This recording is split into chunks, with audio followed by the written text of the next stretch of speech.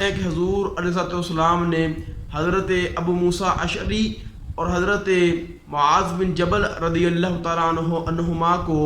ملک یمن کی طرف بھیجا اور ملک یمن کے 2 حصے مقرر فرمائے اور فرمایا کہ ایک حصہ ابو موسیٰ اشعری کا ہے اور ایک حصہ معاذ بن جبل کا ہے۔ حضرت ابو بردہ فرماتے ہیں کہ جب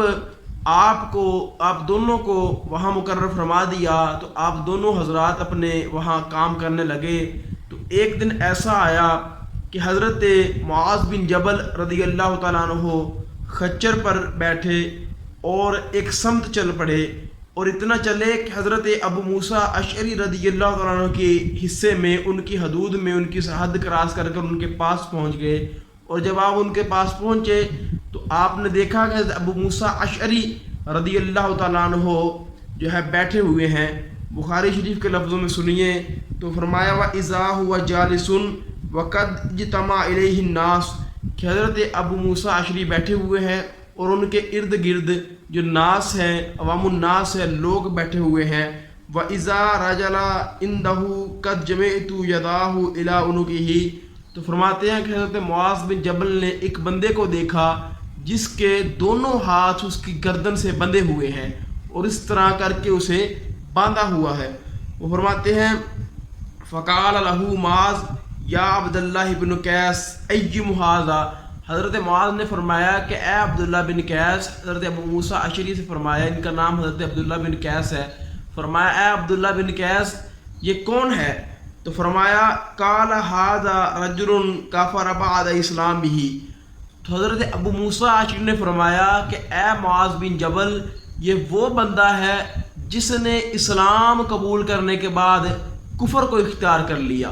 جب حضرت معاذ بن جبل نے یہ بات سنی کہ اس بندے نے اسلام قبول کرنے کے بعد کفر کو اختیار کیا ہے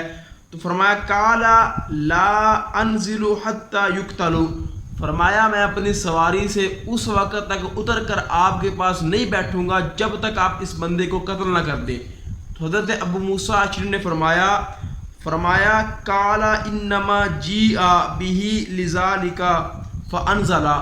فرمایا اے معاذ بن جبل اس بندے کو اس جگہ لایا ہی اس لیے گیا ہے کہ اسے قتل کیا جائے، آپ سواری سے نیچے اتر جائیے۔ تو حضرت معاذ بن جبل نے فرمایا قال ما انزل حتى يقتل فرمایا نہیں میں سواری سے نہیں اتروں گا یہاں تک کہ اسے قتل کر دیا جائے۔ فامر به تو پھر ہوا کیا؟ فامر به امام بخاری فرماتے ہیں کہ حضرت ابو موسیٰ اشعری نے حکم دیا یقتل اسے قتل کر دو۔ جب وہ قتل ہو گیا ثم نزل